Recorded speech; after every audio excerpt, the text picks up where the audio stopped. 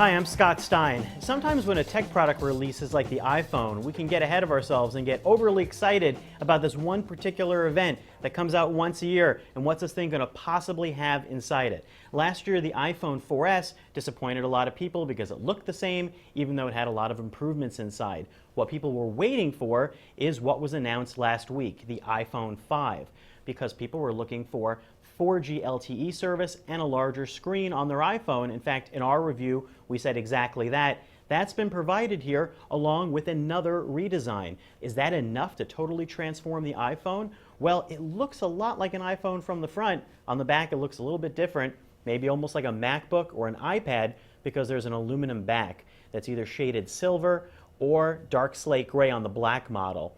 So let's talk about that screen first, because this is the first time that the iPhone has gone for a larger screen. There's been a Retina display movement that doubled the pixel resolution, but never a larger screen that went beyond 3.5 inches. That's done here, but it hasn't really changed the feel of the iPhone, although it is longer than before. It still has that iconic look, and really you've shaved a little bit of space on the top and bottom here to get that extra long screen in. It's not extra long by Android standards. In fact, at 4 inches and a 16:9 aspect ratio, this actually still falls a little bit on the small end of those honking large surfboard phones, as I like to call them. And the width still feels the same, so it actually feels surprisingly holdable in a hand and doesn't really feel awkward to grab. And all of those apps mean that you have even more to choose from on your home page, creating a larger grid of 20 plus 4 below. The real killer app for this larger video screen is video playback, because now that it's a 16:9 resolution, you get less letterboxing, which creates an even larger sense of effective space on the iPhone. You will find that on photos, you're actually going to get some pillar boxing on the sides, because the photos that you take on your iPhone are not 16:9. But hold these two next to each other and you can see, yes, the screen's longer, but to a lot of people casually, they may not notice. And that seems to be the plan. This is not really a brand new super large element of the phone. This really is sort of a gentle redesign and lengthening of the iPhone. Now let's get to 4G LTE. Now, some people don't know or care about what LTE is.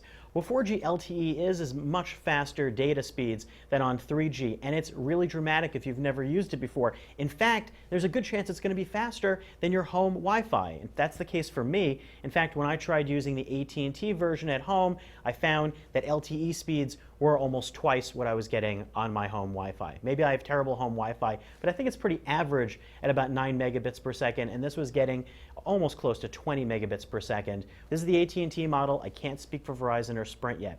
But that brings up another point. Not all iPhone flavors are exactly the same this time around. Now, you can use data and calls at the same time with the AT&T version, but you can't with the iPhone 5 via Verizon or Sprint. Now, how does the battery hold up? That's a good question, because this iPhone is actually thinner and lighter than before. You're dealing with percentages, 18% thinner, 20% lighter. The thing you're really going to notice is maybe not so much the thin element, but that it's light. It's really light. It makes the iPhone 4 and 4S feel much more leaden and dense.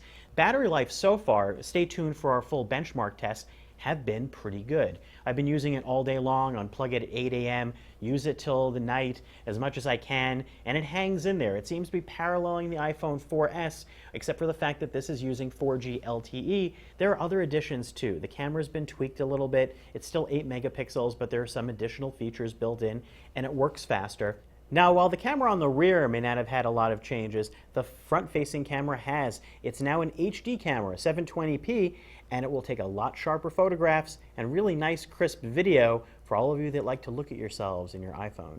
Another design change you can totally see on the bottom of the iPhone 5 is that headphone connector is now on the bottom. It's like an iPod Touch.